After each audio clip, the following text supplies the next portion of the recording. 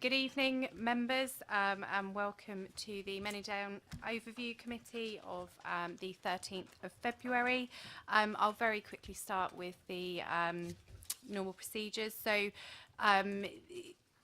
to start with is the fire evacuation procedure. So there are no planned fire alarms this evening.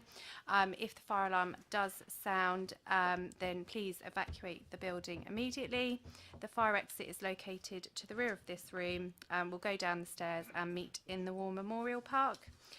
Also, just a reminder that this meeting is being webcast live on the internet, and it'll also be published onto YouTube after the meeting.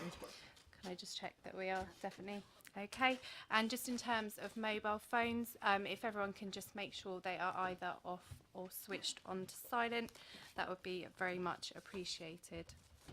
So moving on to the agenda, I don't have any apologies for absence or substitutions this evening. Are there any declarations of interest? Nope. In terms of urgent matters, there are none that I am aware of, which moves us quite swiftly onto the minutes of the meeting on the 17th of October. Could I take those as being read and accepted as an accurate record? Yeah. Thank you.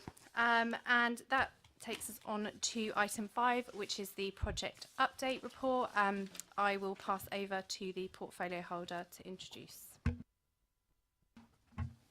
Good evening, Chair. Good evening, committee members. Firstly, could I start by introducing our new interim Executive Director responsible for Borough Development, Neil Taylor, who is actively involved in this important project. So firstly, we have the project update report. Updates to the outline planning application was submitted to the local planning authority in January of this year, and they've been subject to a statutory consultation process which has just ended. This follows more work, particularly on highways and transport, in response to comments from previous planning consultations in March and July of last year. It's fair to say that this has taken longer than we had hoped, but I think the important thing here is that we work closely with our colleagues in the Highways Department to ensure that we get the transport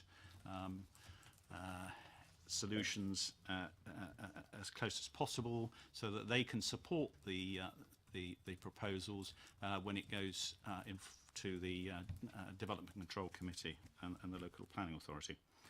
So the outline planning application, as we know, sets out proposals for firstly land use, secondly quantum of development, and thirdly the main access points onto the main roads, A339, the B3400, and the Winkelby Way Roman Road.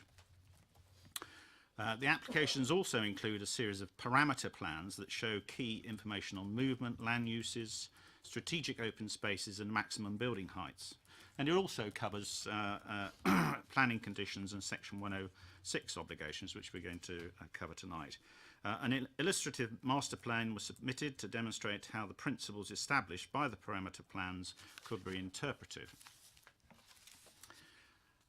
In response to the July 2018 consultation, the Highways Authority confirmed it had no objection in regards to the design of the 3 main points of access onto the Manydown site. However, there remain some outstanding queries in relation to the transport assessment.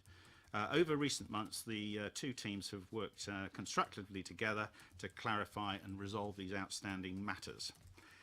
This has resulted in a further addendum to the transport assessment and preparation of a movement strategy and updated public transport strategy for Manydown. And we're going to hear about that from our consultants tonight. So the movement strategy considers key movement corridors, and it details highways, public transport, cycling and walking measures, and how these integrate within the wider transport initiatives in and around Basingstoke. The planning updates also included further information on education, biodiversity and ecology, landscape and open space, heritage and conservation, and retail impact. Our selected private sector partner has been involved in this planning strategy work, and they will be involved in the subsequent planning programme, which as a next stage will be a series of site-wide strategies and frameworks. These will set out the layout, land use, character and appearance of the proposals for phase 1. And that will then be followed by the submission of key phase documents for each phase of development, which will include information on the broad definition of the phase, uses and quantum, the design codes, guides for that phase, and a delivery plan. The councils have continued to discuss planning strategy with Urban and Civic, and further meetings have been held with the local planning authority and the highways authority. Moving then on to affordable housing, this is just to confirm, as has been done before, that the joint applicants, Basingstoke and Dean Borough Council and Hampshire County Council, are committed to delivering 40% of the homes at Manydown as affordable housing and providing a range of tenure options to meet local need that takes account of changes over the life of the development. Public engagement, which as the committee knows has been a cornerstone of our work to date, that's been ongoing, and as part of this latest round of consultation with the public, we produced a further set of fact sheets summarising the recent updates to the outline planning application, and these are available on the project website, and an email has also been sent out to all those on the project database.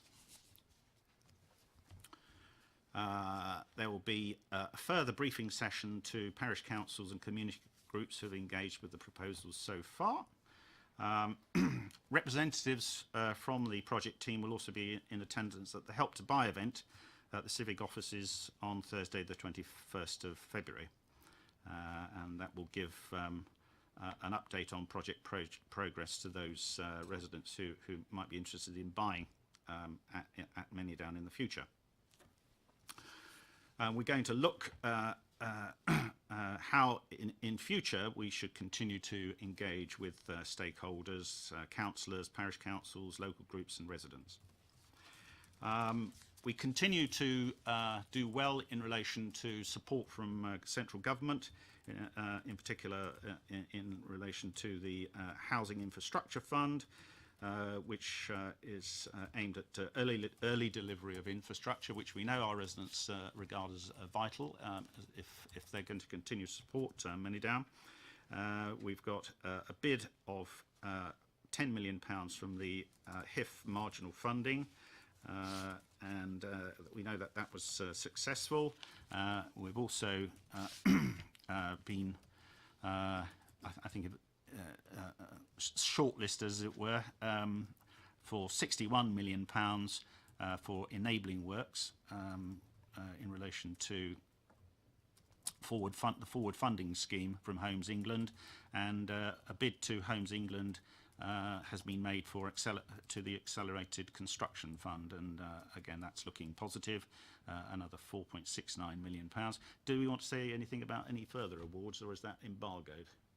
Nothing. That's released now. Okay, so we've got a further award of capacity fund monies, which is something in the order of £695,000, and that will go towards work on transport connectivity for Manydown and west of Basingstoke. As I said earlier, the outline planning application includes a Section 106 agreement, and that legal agreement with the local planning authority is being worked up.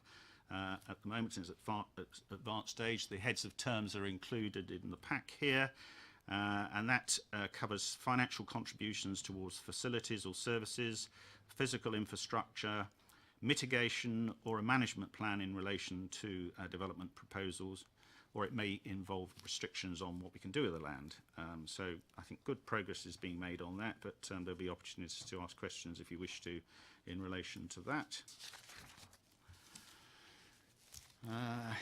Just to remind everyone that the Section 106 obligations are derived from local plan policy and the supplementary planning document for Manydown.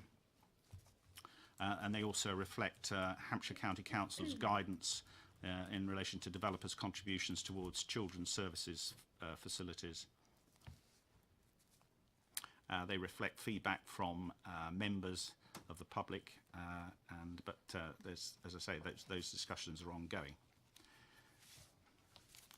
On the finances, there have been no major changes to the finances since we last met, and I think that concludes what I need to say at this point. Thank you. Andrew, did you want to introduce Hilary and Hazel? Thank you. Thank you, Chair. Good evening, ladies and gentlemen. It's a good opportunity for us, and I think this reflected back from our last meeting, was an update on the transport work that we had been doing for Manydown, and our opportunity to share with you the work we've been doing to create a Manydown movement strategy, which essentially is about how do we look at the overall movement. So part of the application is there's a lot of focus on key junctions, but actually how do we deal with movement that around Manydown and that impact on Basingstoke? What are the key corridors? How do we see movement happening in the future, and how do we deal with mitigation of the growth of traffic that Manydown will generate and that will be generated around Basingstoke? So the document, and there are copies available outside in the ante room, look at the movement principles about what we're trying to achieve and how we see this flowing over the next 10 years. And what I'll do, I'll hand over to Hilary Satchwell, who is part of Tybalt's consultancy that have been helping support the council, and also Hazel Morton from Sistra, who are our transport advisors, that we've been working with to create this document. And again, the document's been created working with Hampshire Highways to understand from their perspective what's key to a good movement strategy. So I'll hand over to Hilary to lead into the presentation. Okay, thank you very much. So to start off with, I just want to confirm to everyone that what we're talking about here, the Manydown Vision, the proposals for a new garden community that delivers a high quality place to the west of Basingstoke, are unchanged. They're still based on the same principles we've all been talking about for a number of years, and we're all working very hard to make sure those are fully embedded into the work as it goes forward, and particularly the movement strategy.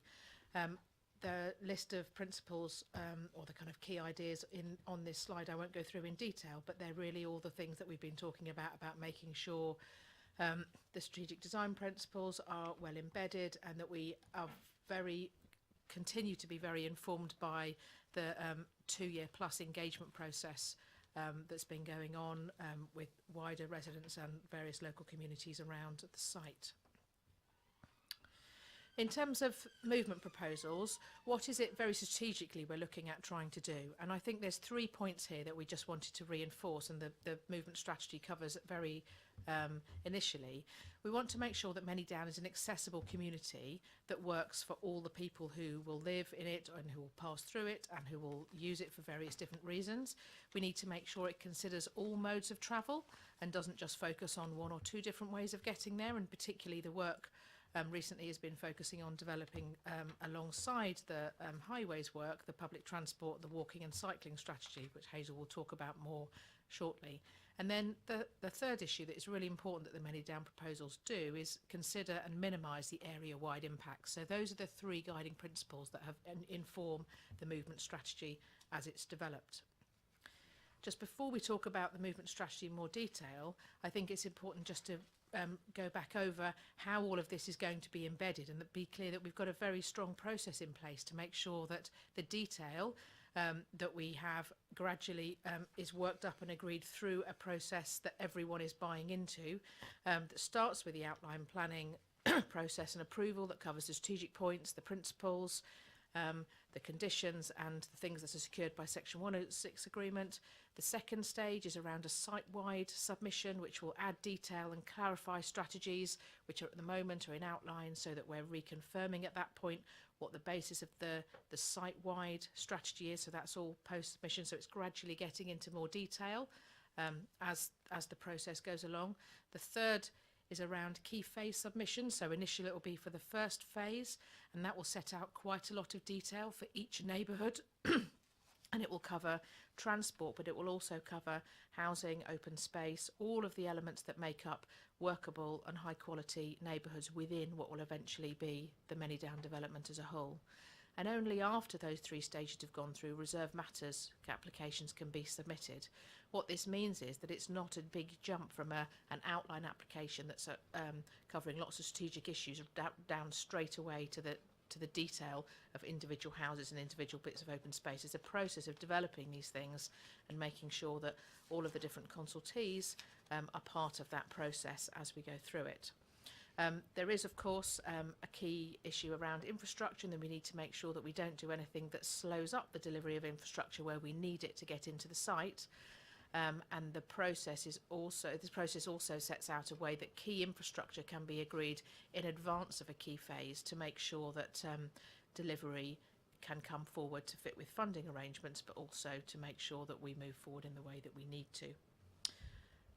So I'm going to hand over to Hazel now, who's going to take us through more detail of the movement strategy. Hi, good evening everybody.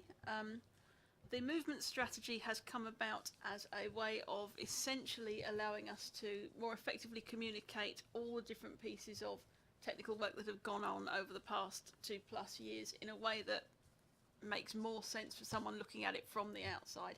So it's enabling us to sort of consider both the site itself and how people travel within the site, but then also where are people actually trying to go to, because where people are trying to get to and from will have a heavy influence on how they choose to travel, and we need to ensure that we are giving them choices that fit with where they actually want to travel to and when they need to travel and how they're actually going to do that. We are going to sort of continue to work closely with Hampshire Highways to deliver this, and it is a case of needing to ensure that we have sufficient flexibility to deal with both the short-term and the long-term needs of the site and the connecting area. Just to give you a very brief update on the previous TA, what we have essentially done is we have gone in and done a number of specific activities that have answered queries put forward by Hampshire Highways and others as a result of the previous consultations. Ones that are worth particularly noting are we've done additional work with the strategic models, adding detail to our understanding of those, and that includes consideration of the specific local effects in certain places where councillors, members and others have raised particular concerns and drawn our attention to local matters that are perhaps not immediately obvious from a high level view, but have allowed us to deepen our understanding of those particular issues. We've taken all of this data and we've essentially refocused things, so it's not a case of replacing work, it's taking it and refocusing it into a number of different streams to create the corridor-based approach that I'm going to explain to you now, which ties up with this concept of actually reflecting how people travel and where they want to go and how that impacts on the wider Basingstoke area. Key elements of that have included design work at a number of specific locations and various route-based mitigations, which we will talk about further in due course. This slide has got quite a lot of text on it, but essentially what we're attempting to do is to focus in on a number of key movement principles that divide essentially into 3 topics. So private vehicles, public transport in all its forms, and then walking and cycling, or rather the sort of the non-motorised modes as they're sometimes referred to.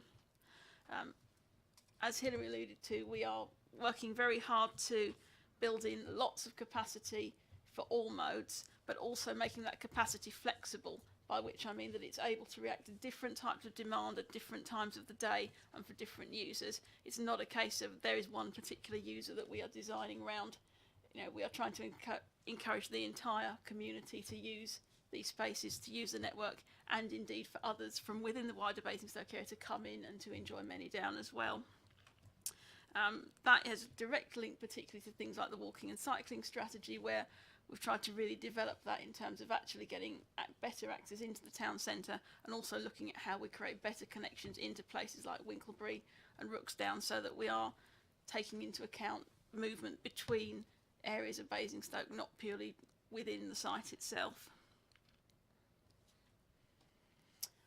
So just to expand a little on the public transport strategy, we have done quite a lot of work on this to add detail and actually think very closely about what we actually want to achieve specifically from the public transport strategy.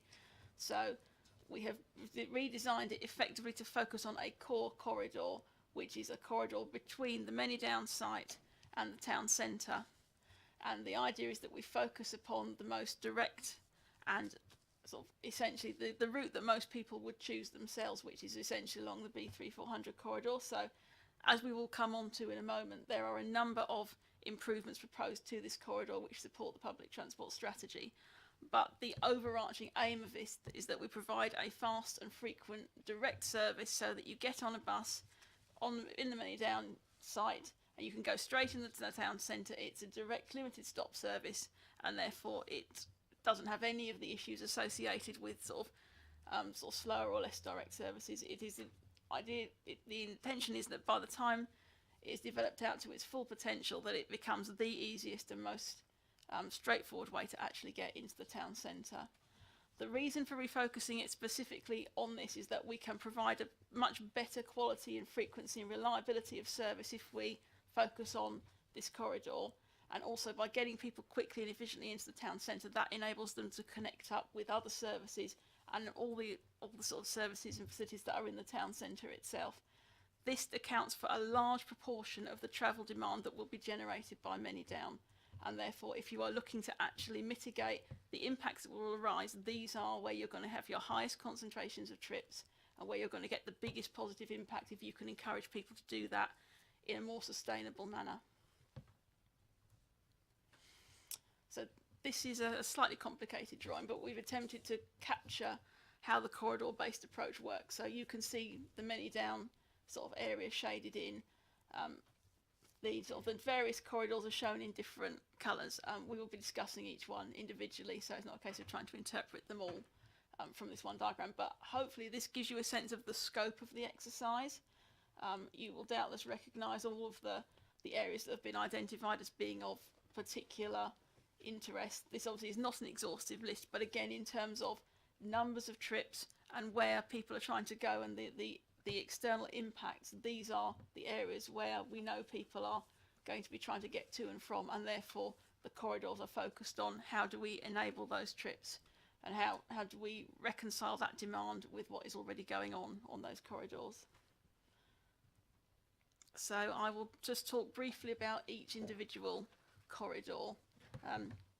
The Main Street corridor, there's obviously been a lot of discussion about this previously, and I'm sure you've already seen a number of the pieces of information already produced. Essentially, the idea of the Main Street corridor is to allow good movement for all modes, and by that I mean we're talking about both through movement and movement by residents, so that the two are able to complement one another and support one another rather than being in conflict.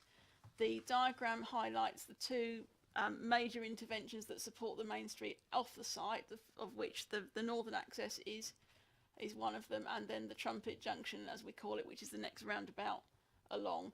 Those two are highlighted specifically because they are the major pinch points whereby making improvements has a significant positive benefit on the whole sort of northern side of the town. And by doing that, we encourage people to move up and through that way, and therefore the vehicular movement heads in that direction, and that then reduces the impact on the more built up and established areas such as the B3400 corridor, which has a package of its own, which I think is probably the next one along. There we go. You can probably ascertain from just looking at this slide and appreciating you can't see all the detail in it, but the focus on this corridor in terms of interventions, because again this is where we expect there to be a significant pattern of movement. So what we are proposing is a range of different types of, firstly, physical improvement, and by this we mean improvements for vehicular capacity and movement at a number of junctions. And there is also, you can see on there, a number of measures to actually improve walking and cycling, which are the measures which you can kind of see sort of slightly more to the north of the B3400 corridor there. The idea being that there are abilities for people to move, you know, that there is a genuine choice effectively of how you use this space, and that these improvements benefit not only residents of Manydown but everybody who wants to use this corridor. They are not mutually exclusive, but they are flexible in that as you implement things like the public transport strategy, you may find that you don't necessarily do all of these in the same form, and this allows us to react to how the strategy is progressing. So there is a degree of robustness built in to a number of these designs. You can find more detail of that in the TA addendum if that is something that interests you, but you can see all the individual details and the drawings and the justification for each individual one. The A339 corridor is one that I know will be familiar to pretty much everybody around here. Given where Manydown is, it is obviously reasonable to expect that there's going to be a significant pattern of movement from Manydown towards Newbury. This corridor is one that is fairly long established. It has a number of developments along it, and it is functioning in a way that, as you will appreciate, it has evolved into a function that it was never originally designed for. So whilst it is an A road, it is also serving, you know, in certain areas it's serving development front straight onto the road. It's got access junctions, some of which are very big, some of which are quite small. The upshot of all of this is that in trying to find ways to actually mitigate the Manydown development, we've needed to work quite closely with highways to look at how you balance, you know, improvements in terms of, you know, vehicular access versus how you actually improve things such as safety, and particularly in areas such as Kingsclear, where we have established from looking at accident records and such that there are a number of existing issues that also need to be taken into account. We have designed a number of interventions that could address, you know, both the safety and the capacity issues to varying degrees. There are limitations in some locations as to what is possible without, you know, you can improve capacity, but you don't necessarily improve safety, and vice versa. We have now reached a point with highways where they are happy with the general approach and the specifics in the locations identified, but it is intended to take forward a joint exercise with West Berkshire Council to look at this corridor as it continues into Newbury and to think about a longer term approach. So this is intended to dovetail with that work, but it does demonstrate quite clearly that we've had a very careful think about how these communities that perhaps have fewer residents but are, you know, equally as important as some of the other more populous areas of Basingstoke, how we've taken them into account in this strategy. The A33 corridor is a slightly newer corridor in that it has experienced rapid growth more recently, and I'm sure many people in this room will be familiar with using it, it being the main corridor that links up Basingstoke and Reading. In terms of the approach here, Manydown in absolute terms has a smaller impact in terms of pure vehicular numbers than on some of the other corridors. The other element to note about this particular corridor is that unlike areas such as the A33 and the A30, there is a existing and direct alternative to car travel, which is the rail link, and therefore we are keen to, the approach to this corridor is both to look at how we make certain targeted improvements in terms of the ring road, but also in terms of having a public transport strategy that actually supports increased use of the alternatives that exist, so that our impact is further reduced in this location. We are aware there are a number of improvements already proposed on this corridor, but they are relatively short term in terms of their expected impact, and therefore this is something that again will form part of the monitor and manage strategy that fits within the wider public transport and sort of physical intervention measures to this one, but still an important corridor nonetheless. We now move into a slightly more diverse set of trips. This diagram is attempting to show what happens with people who are attempting to get down to the M3. As you know, within Basingstoke, there are two major junctions to the M3, both to the south of the town that serve Basingstoke.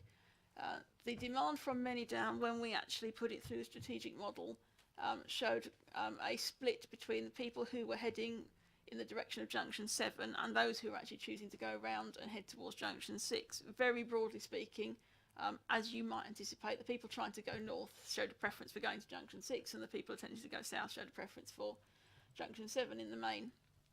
So in terms of how we actually address this demand, the routes round to junction 6 are reasonably well covered by the interventions to the northern access, which is the key bottleneck on that section of road, plus the accompanying improvements to the next roundabout along the drum pit.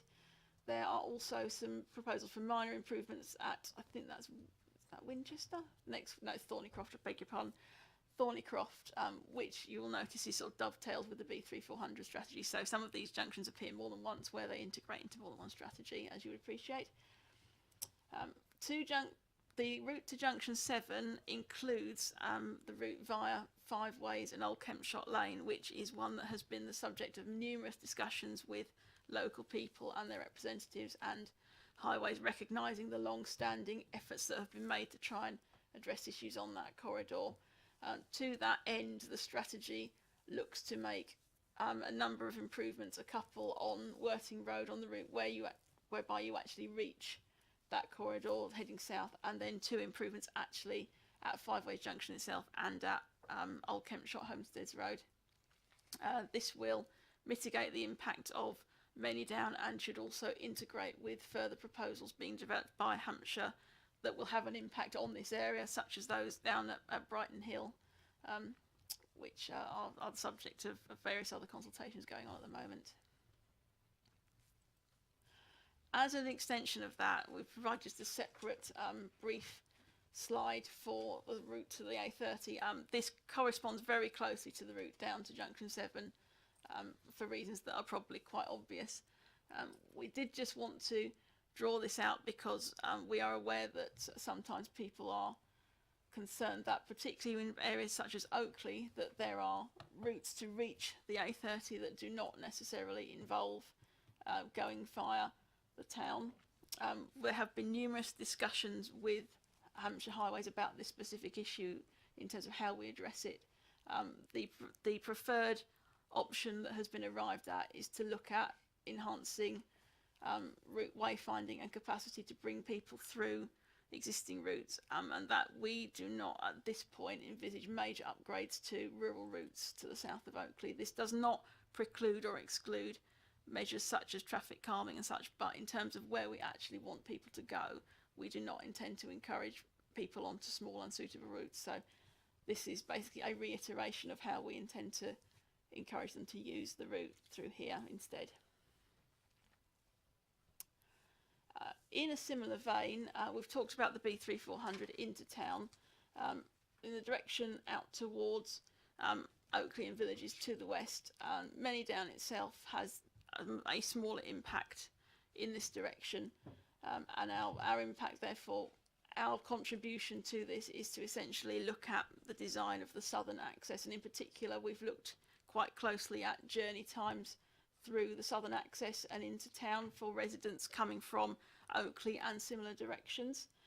So further work has been done within these corridor strategies to look at overall journey time and journey time reliability. You can find the information from that study in the TA addendum if that is something of interest, but we have looked specifically at how we can maintain journey times and where possible improve that for people, so that where we are adding new junctions, that those new junctions do not unduly add to journey times, and where we know that there are existing capacity issues at other junctions, such as those that you can see highlighted on the right hand side of that diagram, that we are proposing improvements there that will overall help to mitigate the impact for people coming from the western areas. Okay. And I think this is the last of the corridors.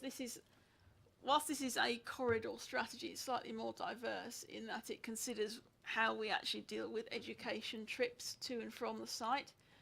By this, we are talking about education for older children, so secondary and colleges, notwithstanding the fact that there is a secondary school site identified within the Manydown Master Plan.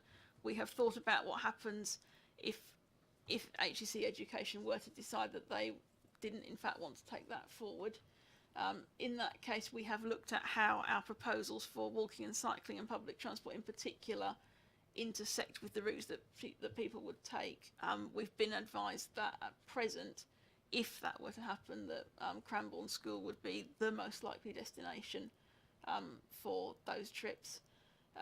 There is a good correlation between the walking and cycling proposals for the town centre route, and we've also undertaken an assessment of the area you can see in blue, which is where that route diverges and how you would come down to the Cranbourne School site if you were a young person and you were on foot or cycle. It is also worth noting briefly that the trip generation calculations undertaken for Manydown include an allowance for off-site travel for education, and that in effect, if a secondary school were to be delivered as part of Manydown, those external trips would not in fact happen. So they're in the modelling, and if they came out, that would be a positive impact to the wider network because those trips would not exist. But they are there, so we are covered for the higher impact scenario should it actually occur in future. I don't know if Hilary wants to finish this off for me. Okay, so in terms of how this is all going to be delivered, what we're looking at is continuing working together with the Highway Authority and through what we're calling a monitor and manage approach, but will involve a working group to agree the detail of when things come forward and the order of different improvements and various different measures that will be included for the site. It will go all the way through the three-stage process that I outlined earlier so that things are resolved for different phases as they're needed. It does involve working as a team together positively and continuing that working relationship and all the way through the detailed design, testing and delivery so that we can make sure through the monitor and manage approach that as the scheme moves forward, we know what the impacts are going to be, where they're hitting, and the scheme can be adjusted to deal with things that might change. It's also just worth saying that all of this work has regard to and is informed by the wider transport network around Basingstoke and in North Hampshire, and also it supports the aims of the draft Basingstoke Transport Strategy, which has recently been out for consultation. So where does this leave us? So after a lot of work by the team and a lot of testing and the putting this all back into a movement strategy that brings it together, we're confident we're in a good strategic position to understand what the impacts are of Manydown, how those will be resolved over time, and have a process for making sure that there's a strong and robust strategy. There has been considerable progress, and the corridor approach has really helped communicate that and to make sure it's understood where the impacts will be and why different impacts and different measures are needed in different places. The development of the public transport strategy is really helpful in terms of explaining how different modes will work together and enable all of the different ways people move around and shorter or longer journeys to make good decisions and have the right opportunities available. There's a lot of detail here that's considered to be very robust for an outline planning stage of an application such as this. And we're also very clear in terms of the strategy about how we'll move into the detail and get this delivered and how continue to work with all the different stakeholders together to make sure that on the ground it does all the things that we say it needs to. That's the end. Thank you. Before we move on to questions from members, we do actually have a public speaker here this evening. I'm sure will be familiar to a number of you. So Stephen Reid, also County Councillor, is here to address the committee. Can we do? No. Oh. You've got 2 minutes. I shall try to be very quick. Thank you, Madam Chairman. The problem is if you ask the wrong question, you get the wrong answer, and a very good presentation has been given tonight to what I believe to be the wrong question. it's not whether you can make Manydown North work, it's whether you can make Manydown North, Manydown South and all the other developments to the west of Basingstoke work. And does Manydown North fit into the jigsaw which you can see yourself building? Now, specifically, the transport assessment that was done is mentioned in one of the documents here. I've been through it and the officers will be familiar. And it says that the cumulative transport assessment for the sites south of the proposed development exclude the golf course and the critical treatment hospital. And the reason for excluding those is that no planning applications were in. Now, you'll know, Madam Chairman, because you and I have attended the same events, that Blore Homes are now actively seeking to develop the golf course, which is the second largest site in the borough, at local plan, about 1,000 to 1,100 homes. And they have a contractual arrangement with the golf course, they've told us, to get a planning application in an outline by the 29th of March. And if the scoping opinion hasn't been asked for now, it is absolutely imminent. So there is no longer any reason to exclude from the cumulative transport assessment the second largest site in the local plan, but you haven't got it. And the problem that means is that if you ask yourself, will Manydown work in the context of things, you haven't got a full answer. And you know perfectly well that there's a hospital site and there's a Manydown South and there's a leisure park and loads of other things coming along. If you keep asking yourself only, can we get through to 2029 and getting the answer yes, you run the risk that by 2030 you say, oops, we've made a real mistake. We should have taken the broader picture. And what I would like to see the Borough Council do is to pause, do that cumulative transport assessment again through the Highways Authority and have much more confidence that it can go ahead with a correct solution rather than the one that you're being proposed at the moment. Thank you. Thank you. Portfolio holder like to respond? In a second, but I'd invite either the officer or consultants to respond on the technical aspects of that. Thank you, Councillor Isaac. I think my neat comment is in the first instance, there's a local plan issue that obviously is a policy matter for the Borough Council to consider, not as applicant landowner is a point to consider at this point in time. As Councillor Reid pointed out, the fact is that at the time of all the work that we've been doing up to this point in time excludes the critical treatment unit. In fact, that planning application has now lapsed and fallen away and is no longer valid. The golf course is obviously suddenly come forward, but at the moment there is, as far as we're aware, there is no transport assessment. There's been no engagement with by Blore Homes with us as the major applicant of Manydown. And clearly, our application is now in with the planning authority for determination. So from that perspective, that's sort of the factual position. I'll hand over to, or just invite Hazel from Sistra, who have done the modelling work and obviously have been very much involved with ourselves as client and with Hampshire County Council, and the work that we've done with Hampshire County Council to reach a conclusion in terms of how we deal with the transport and highway implications, how we deal with what we need to resolve for our application as Manydown, and how we then deal with going forward to monitor and manage what the future transport impacts will be, and then how do we adjust the mitigation measures in relation to some of the junctions that you've seen tonight. As you see, we haven't done a small selection of junctions. It is a comprehensive set of junctions around Manydown and around the town that are impacted upon. So it is not an insignificant sum of money that will come out of the development to deal with those transport issues. But I'll just invite Hazel to comment from a modelling perspective. Yes, just on the specifics of incorporating additional sites into the assessment. In terms of the application that is apparently forthcoming, since Manydown has been a formally submitted application for an extended period of time, all of the requirements of Manydown should form part of the committed development case for any assessment that is submitted in respect of the Blore Homes application. They should therefore be identifying how they propose to accommodate their development with Manydown and its associated package in place.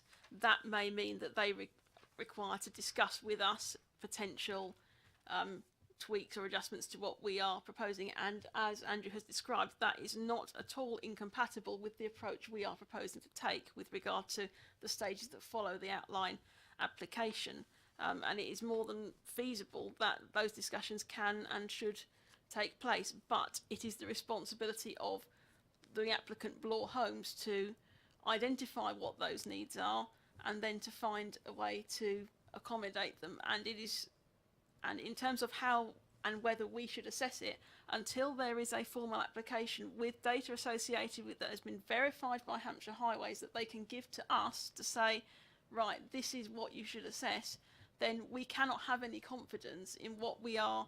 We cannot take a finger and guess what this application might be. We can have a good idea, but a good idea is not good enough, and it is nowhere near what we have done to support this application. Therefore, we are effectively required to await the instruction of Hampshire Highways in that regard.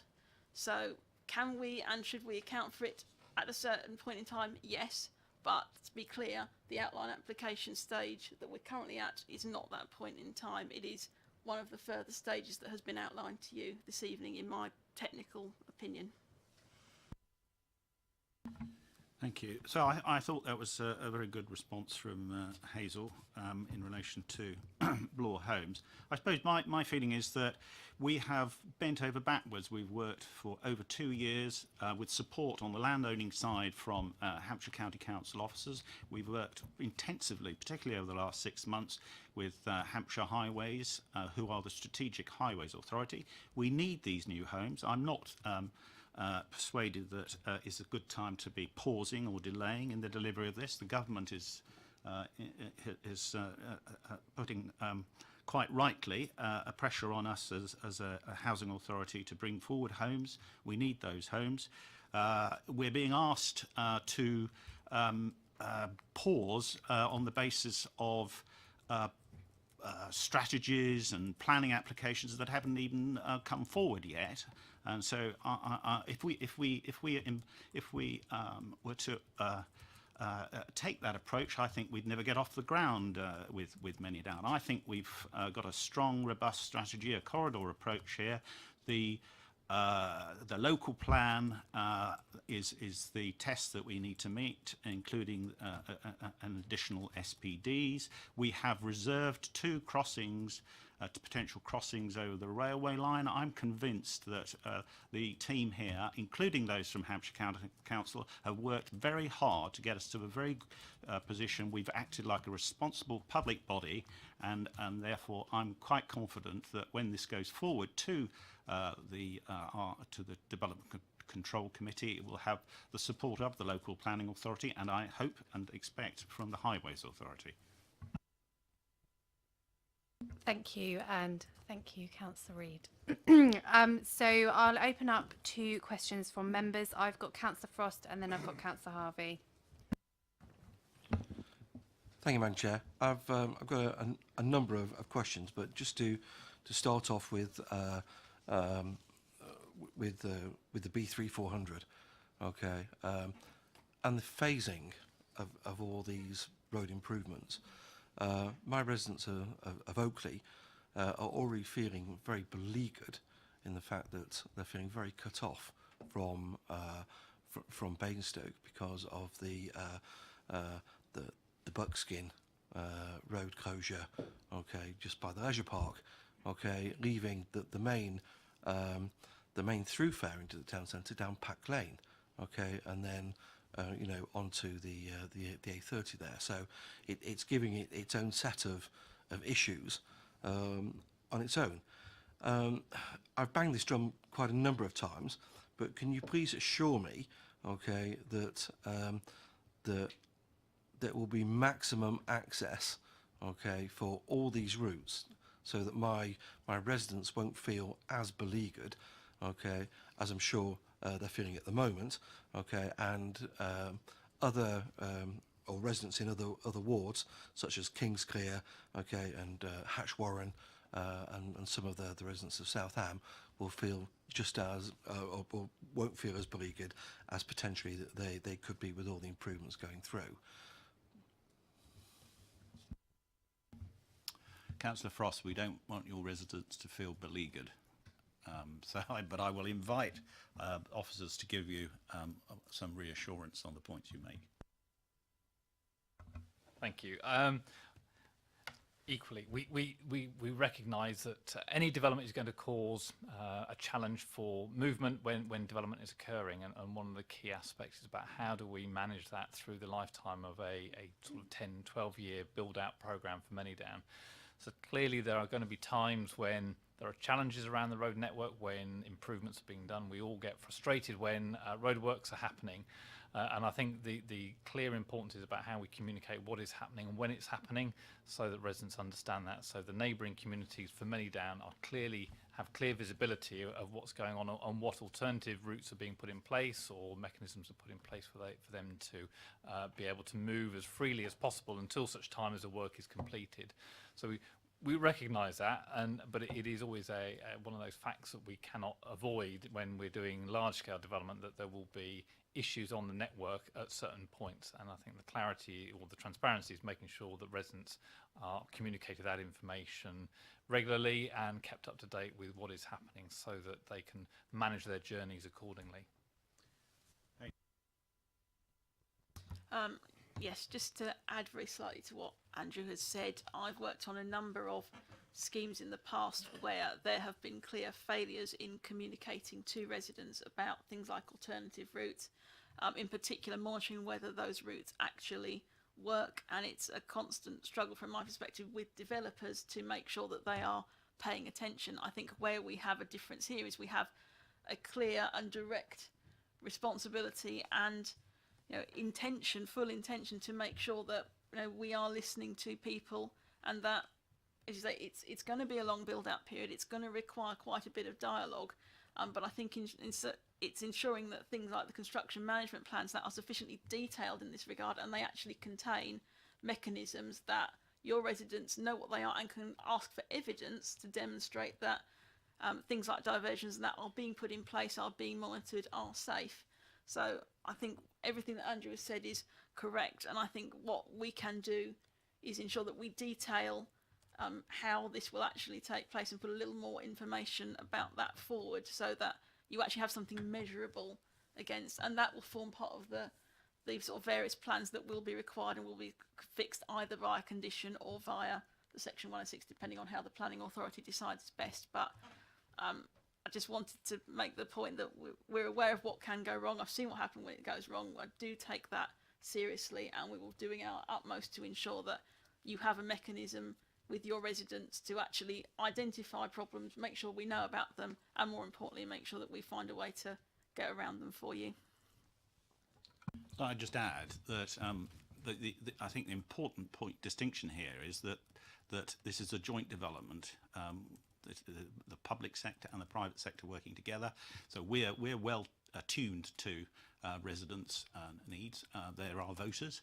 But equally, I have every confidence in Urban and Civic from what I've seen in them and read about them and know about them. I'm sure that they will be very sensitive to these issues.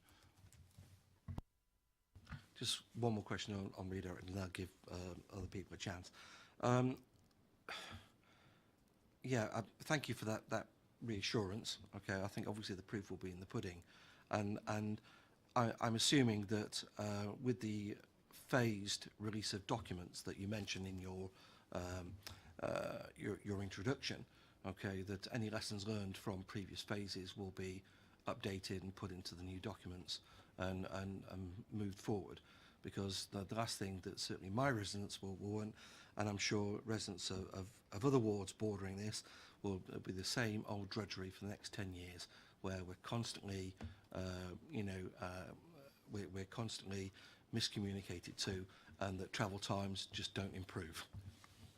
I'm sure that the MOC will not be slow in coming forward to point out any failings.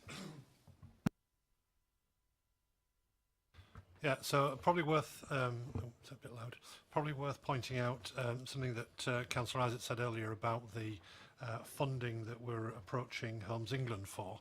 It's a large quantity of infrastructure funding, which will help us get a lot of the infrastructure delivered early on, so that the roads are at their maximum capacity almost before the houses start to be built. So that should really help. There will be a bit of pain while we get all those junctions improved, and that's where the method statements come in and sharing with communities what that works. But the idea behind getting the infrastructure in early is that it's a short, sharp pain and it doesn't last 10 years. I just, my comment back is that I think there'll be a lot of pain, certainly for my residents, and I think it will last a number of years. Thank you. Councillor Harvey. Thank you, Chair. Can I start before I say anything in particular to questions? Just the confidence that I think we've shown over the months in the technical team that have been serving the Manydown project, and I think they've done an absolutely sterling job to date in terms of what's been in front of them and trying to make this make sense. This is probably the most complicated, the most important, and the most significant development in Basingstoke's recent history. And that it gets done right in the context of all our concerns is absolutely critical, and I think we all share that view. Which then raises the question, is rightly so, of where responsibilities lie. If we talk about wanting Manydown to come forward, and I certainly don't want it delayed, the issue becomes one of chicken and the egg. Other colleagues mentioned it perhaps as a jigsaw. We as an authority have chosen to allocate the golf course as part of our local plan. We've chosen that. Therefore, we cannot ignore it. We have similarly, as an authority, as landowner, chosen that we wish to see our leisure park regenerated in the way that you have chosen to bring that forward. You have also chosen a number of other sites that fall within the local plan. Now, all of that is the choices that this authority has made as a landowner and as a local planning authority, as not in terms of planning applications and planning permissions and development control, but purely through its forward planning role. Therefore, we can't get away from the impacts they're going to have on the corridors that you've rightly highlighted. And so I guess the question becomes one of the impact this is actually going to have on residents. We've spoken an awful lot about what residents will face in terms of Manydown itself, but if I think of Winkleberry Way, if I think of Heatherway, if I think of Buckskin, if I think of a number of other routes that we've spoken about, the confidence those communities are going to need that the investment that will come forward won't just be about Manydown itself, but they themselves will see the money invested in their local infrastructure matters equally as much. And I think that relates to the money that the Director has just actually pointed to. If this can be achieved and the confidence can be given, that is great. But if it is genuinely a case of saying, look, Bloor Homes, it's your responsibility to fill that out. Look, New River, that's your responsibility to sort that out. Then we just need to be clear where those lines are being drawn so everybody knows what the expectations are. And Manydown is first because the application is already in. So in that sense, I understand the sequence now. I want the confidence in a sense that their feet will be held to the fire such that Manydown doesn't then suffer. It isn't then held up because of. And I guess if we then think about the sequence of things that we see the Thornycroft roundabout due for significant work by the County Council now that has absolutely nothing to do with Manydown. We see all the work ongoing on the A339 Corridor right now that has nothing to do with Manydown, and so on. So we're going to be back ripping up those roads again in some respects to do the extra work that's required. So I think the county needs to help us here with some coordination of this work done in the right way so that residents genuinely don't have 10 years of sheer hell, but that we get it right, that Manydown isn't delayed, that it is our prize in terms of what we want to see, but that those communities are not meant to suffer. And I'd like to see that confidence given to us. So as a piece of work, Chair, I don't know where this goes from here, we should seek to have that given to us in some way, shape or form as this goes forward as the landowning side. You know, the planning authority will look after itself, I think, in terms of how it assesses what's put in front of it. But from a landowner perspective, I think we've got a responsibility to our residents in that regard. So I think that what you say, Councillor, makes a lot of sense. I agree with the the principles that you're sort of eliciting tonight. I think it is a question for the Highways Authority, and it is a question for the local planning authority, and obviously that starts to touch on things like reviewing of the local plan and so forth. I think the same principle that in relation to Bloor homes must apply to any planning application that's put forward by New River, and the impact that development would have in relation to transport and highways and the rest of it. So I sort of broadly subscribe to the sort of to your sort of approach on that. You're going to disagree, are you? Not as, I wouldn't disagree with you, Councillor Isaac. No, I think what just in as a factual point, I think in terms of reassurance, part of the positioning of having the movement strategy was to begin to reflect and acknowledge where the leisure park obviously is coming forward, or how that comes forward and the impact that will have. And how do we deal with the movement between Manydown, the leisure park and the town centre? So that's a really key strand that needs to evolve over the next sort of 2 to 4 years in terms of how that comes forward. Equally, in terms of not having Hampshire Highways doing work and then us coming along and then ripping it up again, or having it ripped up again, the proposal to have a joint transport working group or team that between us as the landowner and the council and the LPA and the Highway Authority working together to look at all those junctions that we've spoken about this evening, and look at that whole plan about what needs to be done by when, and making sure that we're not going to waste money doing it once to come along and have to change it again 2 or 3 years later. So that's really key, and part of that is an acknowledgement that we as the two authorities and as our regulatory roles have to work close together. So that is something that we are working towards. I take reassurance from that on the point of view it's not the leisure park or New River Retail's, as it's Manydown's responsibility to solve their problems. It is their responsibility to solve their own problems in that regard, which then poses huge questions for them nonetheless, as we've always said. Now, if you live on Buckskin Lane, if you live on Worting Lane, if you run into Winkleberry, then I think the idea of the corridors that result in direct routes, and you basically say, you know, Manydown's going to be here and you're going to get into the town centre here. There are a whole series of communities along that route who will be impacted by those changes, and I think they have got to be dutifully heard on what they're saying as part of this, and not just simply be done to. And I know you've spoken about the consultation. It isn't a closed thing, it can't be, not even after the planning application's gone through, and you assume a result is achieved one way or the other on it. In terms of that, what I would like to see is some really serious commitments being given to those communities that their issues will be genuinely heard. And I think, you know, they would welcome hearing that. I'm sure it can be given. And in terms of county, my experience recently on a couple of strategic routes is that officers do their very best from the castle, but it's actually being here on the ground in Basingstoke and living through what their decisions are that actually sometimes become an issue. And I really hope that you can get that coordination right, because I'm yet to see it, if I'm being honest. I am yet to see it.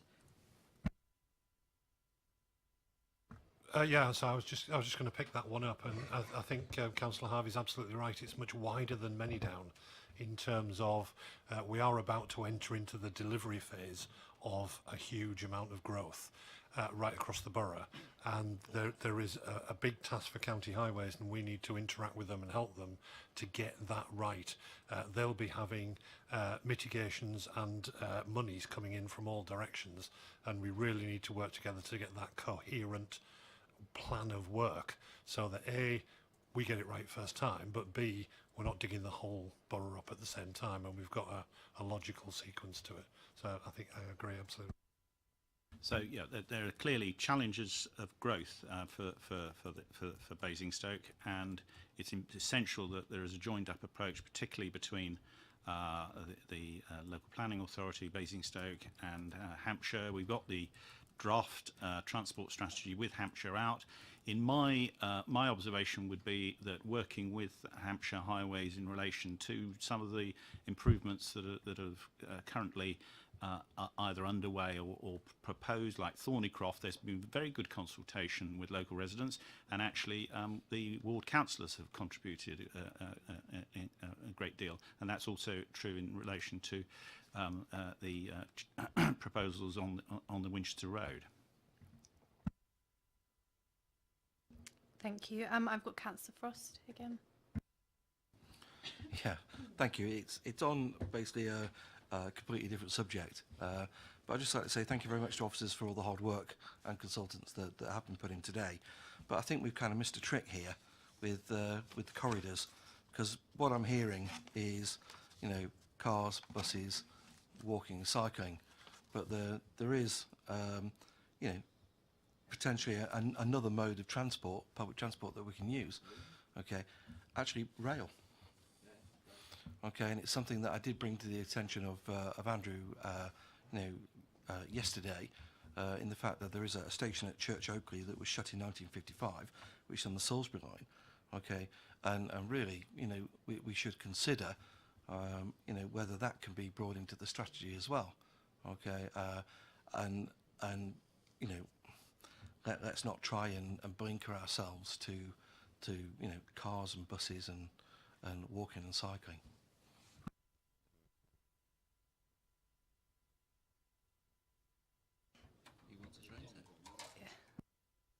So, I mean, yes, I mean, Councillor Frost did bring it to my attention yesterday, and clearly, you know, there has been some early work look at obviously the network and where stations can go, and I think there's an opportunity to look at it. As I say, as we evolve the movement strategy around Manydown, that clearly is something that needs to be considered, and we will look at that in due time.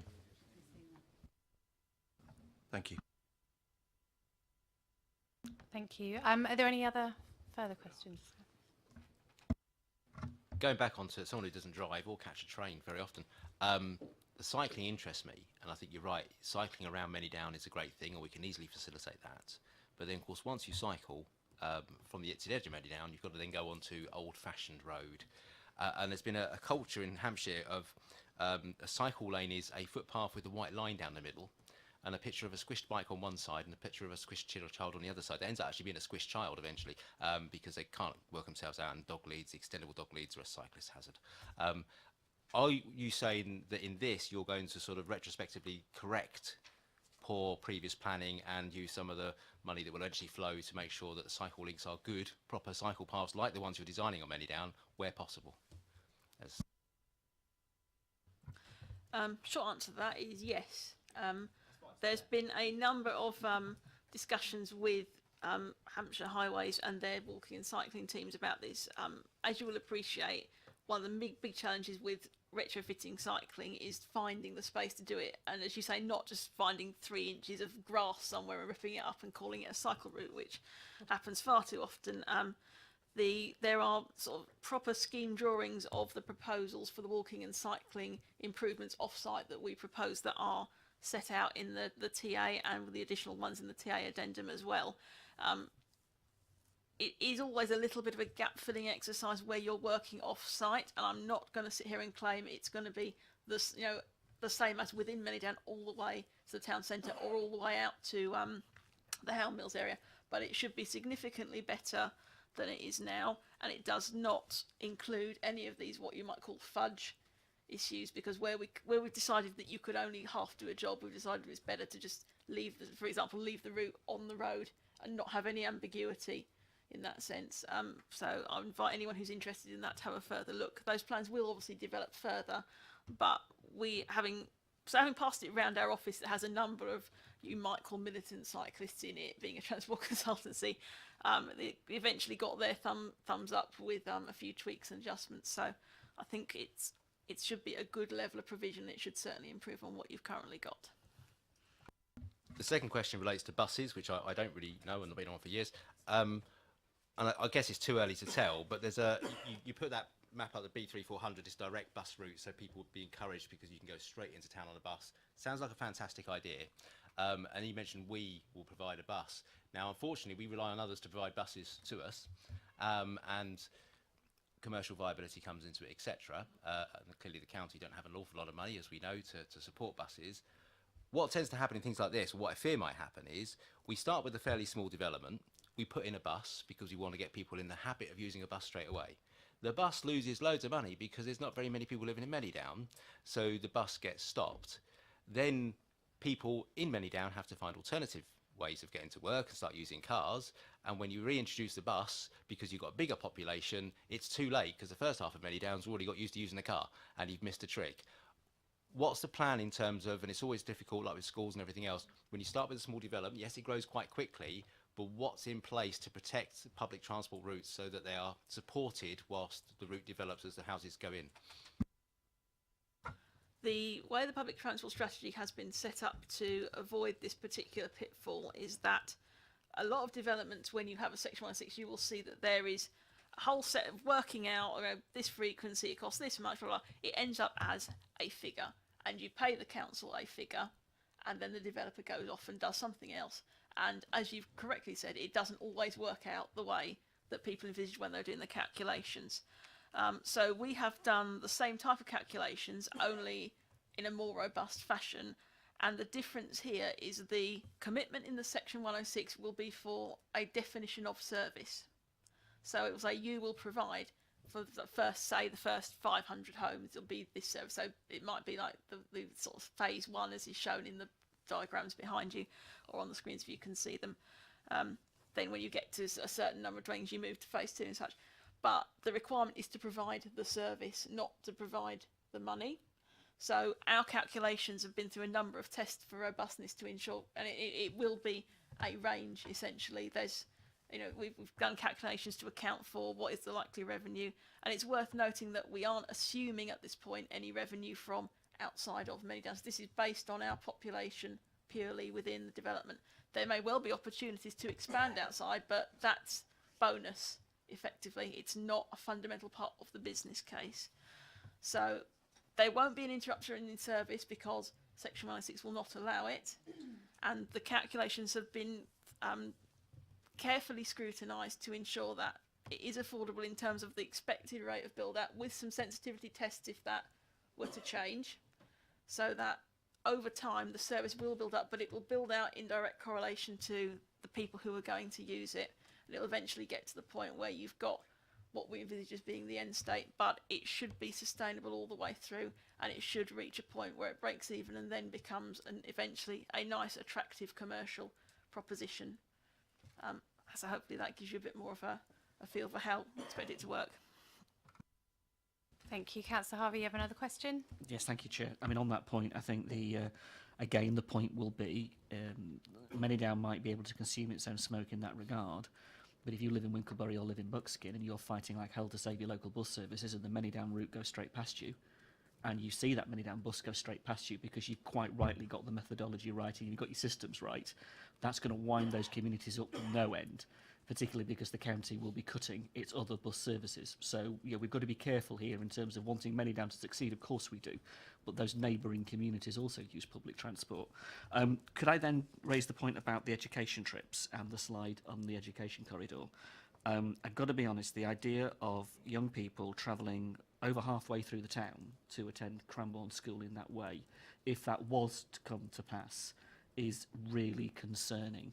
And that we would seek to justify that through the planning application and through this would be concerning. That might be where county would push us if they aren't going to deliver the secondary school on Manydown. And it begs the question, why in the world did they shut Fort Hill in the first place? However, let's go back to your map. The issue here of a safe transit for children going through halfway through the town, both on foot and on cycle route, and an indicative route right the way through the heart of Brookvale, which is an interesting route in itself, looking at the streets that it's intending to take, raises some concerns for me. And I'd appreciate if that could be taken away, some more work looked into that and come back with, again, to give us some confidence here, because I can't see that working. I really can't, and it concerns me. I'm not sure that was a question, but more of a comment, which I absolutely agree with, actually. Well, I suppose that one thing to note is that we've got the cabinet member at Hampshire County Council responsible for education here, so it's useful that he's able to hear those comments. And I agree. Yeah, resolution on where what the provision in relation to secondary education, because I think primary education is settled in relation to Manydown, is important, and so I understand the concerns that you're raising, Councillor Harvey. Councillor Frost. Yeah, thank you. Just to echo Councillor Harvey's question, he kind of beat me to it. In the fact that, you know, I like that we're doing the work now, okay, to take, you know, any journeys to Cranbourne School, but, you know, on the plan there is a definitive site for a secondary school, and really, you know, my question is all about where in the schedule is that going to be, and how long will you know, our young children or young adults have to go to Cranbourne School for, okay, and traipse halfway through the town, when we've actually got a site on Manydown that, you know, we're allocating to a secondary school.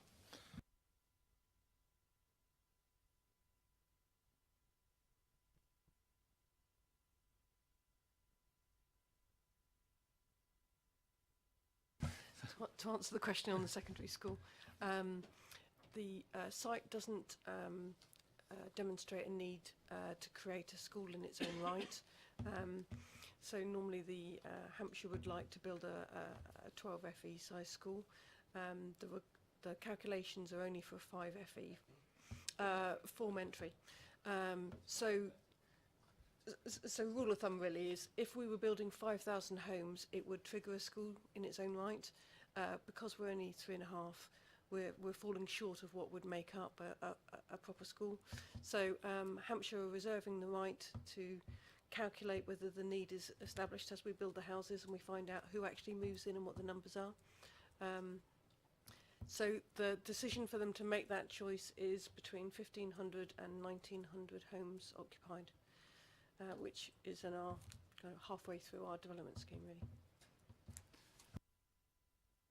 Thank you very much. I have to say, and I hope that the Hampshire County Council portfolio holder takes it away, but I think that's a bit of a cop-out, and I think that the residents of Manydown, okay, will be looking at the plans now, seeing that there's a secondary school there, and expecting us to provide secondary education there, okay, maybe not immediately, but obviously a couple of years down the line, okay, and maybe 4 or 5 phases down the line, and not having to transport their children all the way across the town to Cranbourne. Thank you. I've got Councillor Cooper. Thank you, Chair. Just it's concerning with the Cranbourne. It's presumed that all the children will be going to Cranbourne. Well, the majority of children in the local area now don't go to Cranbourne. The majority of the children go to various schools across Basingstoke and also are being bussed out to Winchester. So it seems that we're concentrating on a school that actually isn't being completely used now.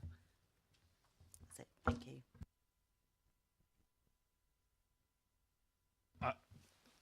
I mean, thank you for the comment. I mean, part of the drive for that diagram was driven by Hampshire saying, just asking us to show, if the school didn't come forward, what would happen? And certainly with taking Councillor Harvey's points, you know, the need to sort of look at that again. But I think as part, it was done as, well, if the school doesn't come, can residents get to Cranbourne School? But again, I think, you know, the choice around schools and the provision of schools is clearly quite challenging, and ultimately, as the development begins to evolve, we will need to be looking at that as part of the development and how we work with Urban and Civic to identify, you know, with the Education Authority, you know, how do we bring school provision forward? So there is clearly some key issues that need to be considered as we move forward. Actually, Councillor Harvey's hand I spotted first, but Councillor Frost straight after. This is beginning to create an area I think we need to explore in some more detail. It certainly shouldn't in any way be seen as I think, in terms of the application being impacted by but definitely in the context of where Hampshire bring forward what they're going to do. And I think what's concerning me here is we see Fort Hill closed. We see the impacts on the community of Winkleberry, where they've given some transport for some time, and then those young people are expected to make their own way to the various schools, and their parents are expected to pick up the tab. Significant cost to them to find their own way to other schools, and some of them out of the town completely altogether. We then talk about the possibility of not seeing a secondary school come forward on Manydown for a considerable period of time until a certain number of homes are built, many years into the project. I have a real concern that while we might see schools being filled up in Basingstoke to a certain extent, we may see young people shipped out of the town yet more. The transport impact of that is then significant, because we're not talking about routes to Cranbourne. We're talking about routes all over the town of quite significant numbers of people in the context of various schools, be that Devine, be that Everest, be that any of the Costello, be that any of the other schools. I would like to understand the education implications of that, not so much for the planning application coming to committee in terms of but more of what Hampshire actually will do. I think their feet need to be held to the fire on this. What are they going to do about education to give us assurance now, and give residents that assurance now, let alone the new future community, but existing residents, so that we can address this. And, you know, I think a piece of work really needs to be done publicly to give confidence.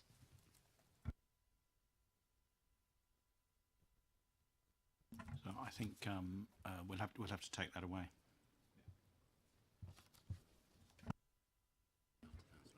Councillor Frost. Thank you. It's more along the lines of Councillor, or the points that Councillor Harvey was coming through. I think it's very laudable doing the work, okay, for the routes to Cranbourne. But my one big concern is the fact that, you know, if it's too good, okay, and everything's working, you know, too well, that Hampshire County Council then start reneging on their promises to us, and we don't end up with a secondary school, which I think is needed, okay, there. But you know, and really, I'm just wondering what would be possible to do, okay, to hold Hampshire's feet to the fire, because, you know, in this age of austerity, you know, budgets do have to be looked at. I'm just very concerned that it won't happen. I think I'm attending here as portfolio holder responsible for the landowner, and seeking particularly to get a planning application approved. And we're not the education authority, and I think all we can do at this stage is, as a councillor, a representative, you are, and other councillors here tonight have been raising some concerns, and so those are now out in the public arena. Thank you very much. I understand, you know, the why you're here, but I just think that it does need to be considered. Well, you know, not necessarily by you, Councillor Isaac, okay, because it's not in your portfolio. I understand, okay, that you know, you have to concentrate on your portfolio and bring things forward. But it is an important point, okay, and whilst, you know, it may not need to be considered by your portfolio, it certainly needs to be considered by somebody's portfolio in the context of bringing, you know, the site forward. But I think, you know, we are reserving land for a potential secondary school, and I think I can understand. I'm not here to speak for Hampshire as an educational authority, but I do understand the point about not building a secondary school at day one. Primary schools I think are a different matter, but you know, you do need to get a sort of critical mass. I'm not an expert on education, and I should probably stop here. But it's not straightforward. It's not an uncomplicated business getting the right locations for the sort of significant investment that's required in relation to a new secondary school. Councillor Jones. Yeah, I too am not a spokesman for Hampshire County Council, but obviously I sit there a lot, and I appreciate the cabinet member for that authority is at the end of the room. I think it's just worth pointing out that, I mean, obviously, County Council have a responsibility to provide school places and sufficient school places within the local area. The difficulty Hampshire have is at the moment there is capacity within the Basingstoke schools. A lot of them are underfilled, and it's very hard for them to justify building a brand new school in a town which has spare capacity, whilst at the other side of the county there will be areas where there is no capacity and they need to build a school. They've got to prioritise their spending, and I don't think we want any other area to fail. I think the problem with Basingstoke is at the moment is we have all the right schools, but they're in the wrong places.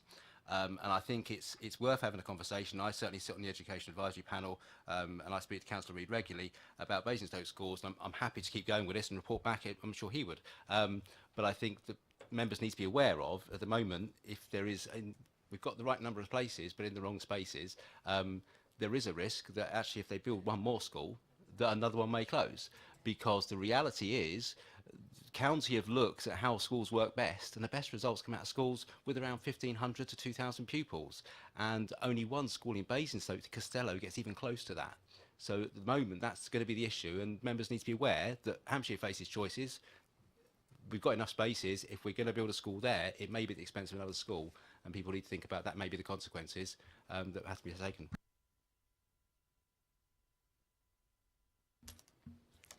Thank you. Are there any more questions? Are there any? So just to go back to the recommendation on the report this evening. So it's recommended that we note the progress made on the Manydown Phase 1 project, and we are also here to review and provide comments on the content of the report. So I will open up to any comments that the committee may wish to make. Councillor Harvey. Thank you, Chair. Can I just make a comment on the Section 106 agreement that's appended to the actual papers, and welcome the line in the affordable housing section to provide 40% affordable housing within each key phase. I think that's a very important statement, and I welcome that as part of the draft heads of terms that will be going forward. And in terms of the final section of the report that covers in 4.4 the Equalities Impact Assessment, it says a line in here which is just... I don't think it's meant in the way that it's meant, but it's the way it comes across, and I would hate for it to be considered in the way that it might be. There are no anticipated adverse effects to the community of Manydown Phase 1. We don't know that. It's the complacency with which that is said, in a sense. So I think we just should be cautious in making an equalities impact assessment that says there are no anticipated adverse impacts. Well, we don't know that. And residents living around Manydown may well have views on that matter, so we shouldn't complacently say that we don't expect any. Just a point. Thank you. Is there any clarification that can be provided on that? Or Can we take that away and review that, if we may, Chair? Yes. Thank you. Councillor Frost. Yeah, and I would just like to ask for comment on 4.2.5, and it mentions for Q3 budget update report will request a reallocation of capital development back to the strategic capital revenue reserve account, so that it can be reallocated for the delays in setting up MGC and also obtaining planning consent, okay, which have meant a greater revenue cost has been incurred. Can you put a figure, please, on the greater revenue cost? Thank you, Councillor Frost. I can, before I get to that figure, if I can just give you a short context. So the original budget for Manydown was set back in 2017 with the anticipation that the project would achieve planning around the sort of spring 2018 and into contract with our private sector partner by summer 2018. Given the complexities of the project and the need to make sure we had robust position around planning and the detail around understanding how the governance framework would operate with our private sector partner, that those delays have meant that there's been an associated additional length of time relating to the project, and to therefore incurring the project team and our respective consultancy costs of an additional approximate £600,000. So those costs don't set and lie on the council's financial budget. Those costs will be recovered in part from the development and promotion costs off the land value, and the recovery through our procurement costs that we have agreed through the procurement process. But I think what's important is that those additional costs are relating to staff time, our legal costs, our planning costs, tax advice and accounting advice on what is a very complex project. So hence why there is a sort of a relatively significant sum that I've identified. But as I say, it's not something that rests with the council taxpayer. Those are costs that are recovered through the project. Thank you. Are there any other comments from the committee? Sorry, could I just say, could you just put that in context of the overall gross development value? £600,000. How much? We're probably looking at over over 800 million pounds worth of development. Yeah. Thank you. So are there any other comments from the committee? So I guess in terms of summary, I don't think Councillor Harvey, anybody would disagree with your comment in relation to the line around affordable housing in the Section 106 agreement. Yeah. Officers obviously have taken away your point in terms of the equalities impact assessment. There's been a considerable amount of debate around education provision, secondary school site. I'm hopeful that the executive member for education has also taken on board those comments, and I also know that there was some form of commitment to take away some of what's been said this evening and look at whether there's perhaps anything that could come forward in the future just in relation to that education piece. Looking for some. Yeah. I think, Chair, yes, on the route. Yeah. And additionally, obviously, there was quite a lot of conversation and comment just around how we manage impacts on neighbouring communities. So I think that's important that we probably capture something in the minutes around that as well. Have I missed anything? No. If I can also say thank you very much as well to Hilary and Hazel for coming along again this evening.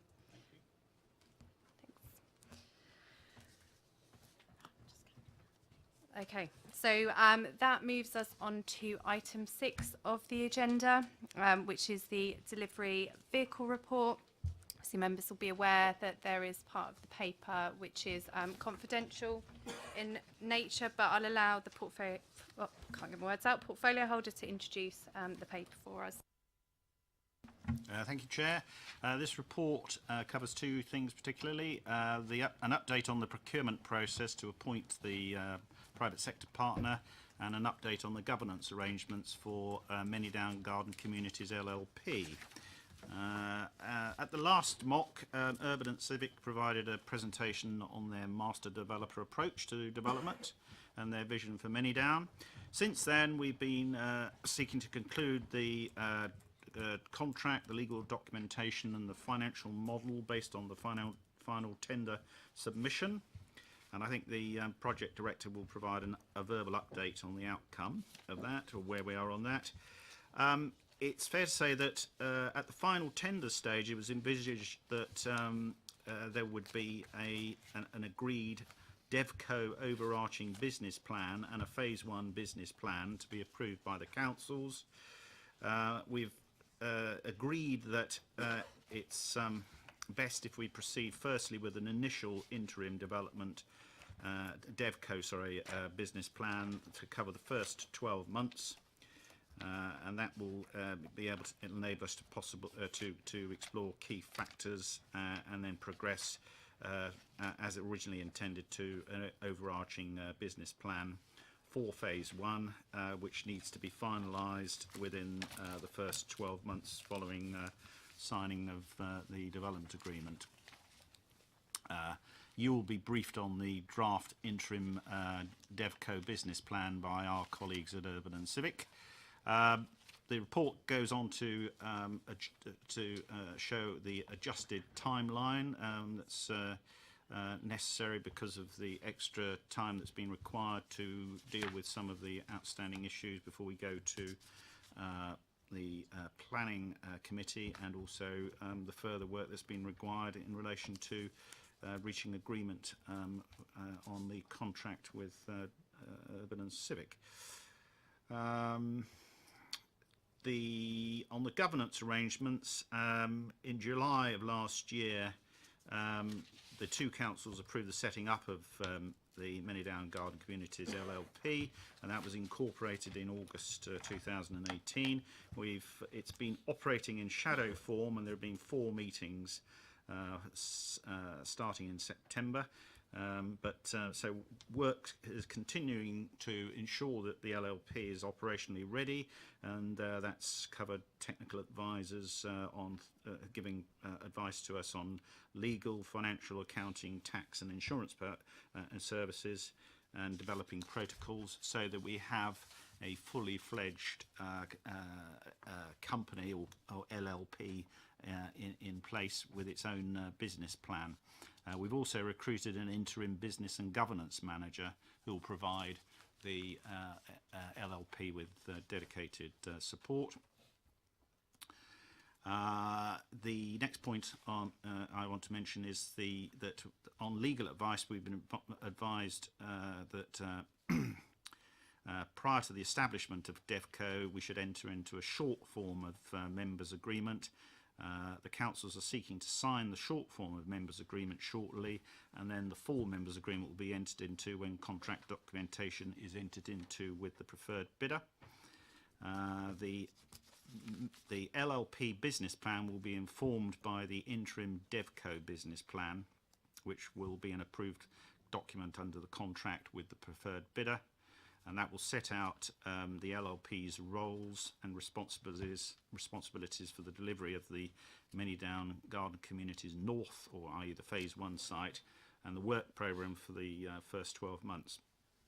The first annual business plan is currently being developed and will be presented at a future meeting of MOC for you to review and provide comments prior to it going to Cabinet. And this will be reviewed in line with the development of the DevCo overarching business plan, lots of business plans here, which will be produced over the 12 months, as I've said, from the point of contract. In terms of wider governance, we'll be coming back to you with proposals in relation to the futures of the joint Manydown company and the Manydown Overview Committee, and how it can continue to play its important role in relation to not only Manydown Phase 1 but also Manydown South. So a paper will be coming back to the committee on that in due course. There's a lease update here, and as you know, the councils have previously sought advice on the process to trigger the option and drawdown of the land, and that's been something that we've inevitably and naturally discussed with Urban and Civic. The objective is to draw down the land once outline planning consent has been achieved, so that we can get underway with the development. And as part of that, the councils have agreed we will enter into a put and call option arrangement in relation to the transfer of the council's land, because it will be the council's land, to the Manydown LLP. The put and call option is currently being finalised. On the financial implications, there have been no changes since we last updated you. Just to highlight, though, that there's still lots of moving parts in all this. The actual returns and their timing for the councils and Urban Civic will continue to be dependent on a range of variables such as final scheme design, planning, land prices, house prices, sales rates, infrastructure costs, construction costs, etc. The councils will be required to fund the operation of the Manydown LLP, and for 2019 that's estimated to be £33,000.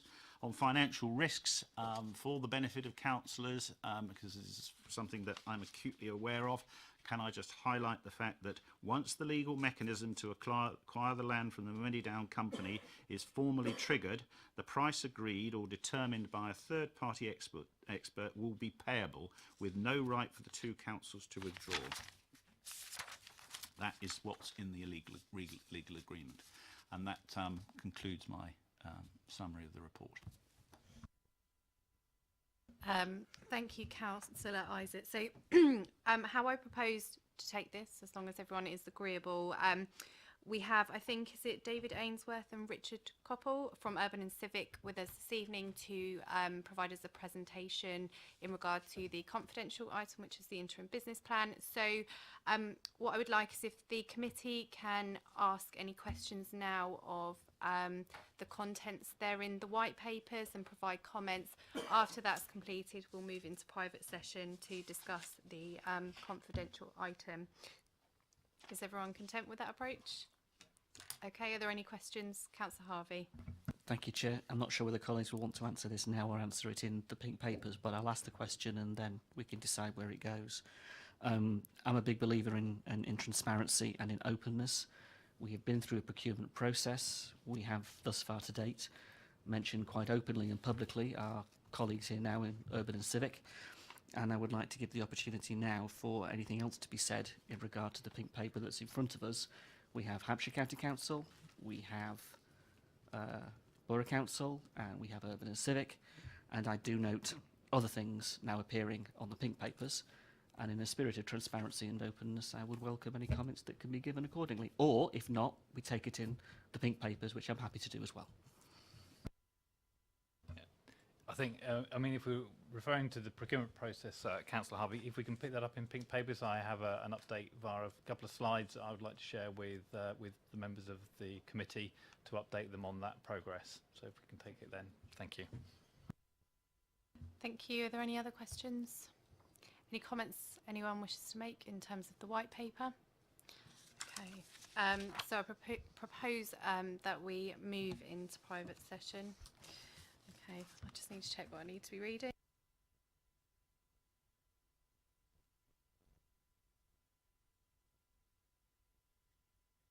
So I need to read the following motion out. It's been a while since I've done this. I feel like I should be familiar with it. So can I have a seconder? Thank you. So what we're agreeing is that pursuant to section 100A(4) of the Local Government Act 1972, that the public be excluded from the remainder of the meeting on the ground that the public interest in maintaining the exemption outweighs the public interest in disclosing it, and therefore that exempt information is likely to be disclosed as defined in paragraph 3 of Schedule 12A of the Act. So what we'll do is just wait for the webcast to be switched off before we move on.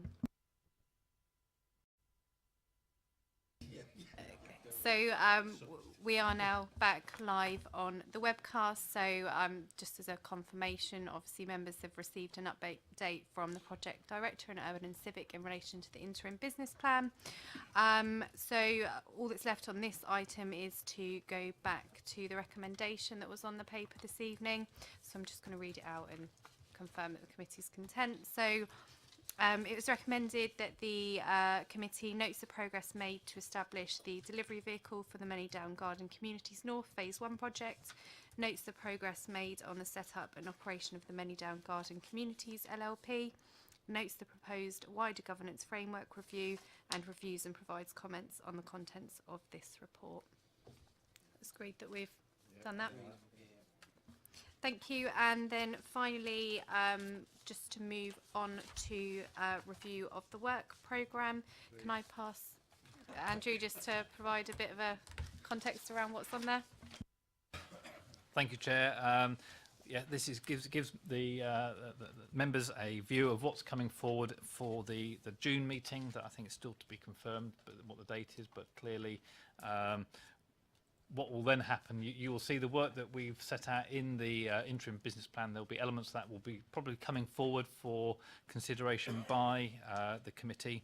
and it will be useful dialogue, certainly in terms of some of the early work around the Manydown Garden Community Business Plan, and looking at the stakeholder engagement, which is, I think, quite critical. And I know it was referred to earlier this evening in terms of how we're going to be dealing with stakeholder engagement and community engagement. So I think it will be important to bring some work back around our thinking on that. Thank you. Thank you. That is this evening's meeting concluded. So thank you, and thank you to Urban and Civic for coming along again as well. Thanks.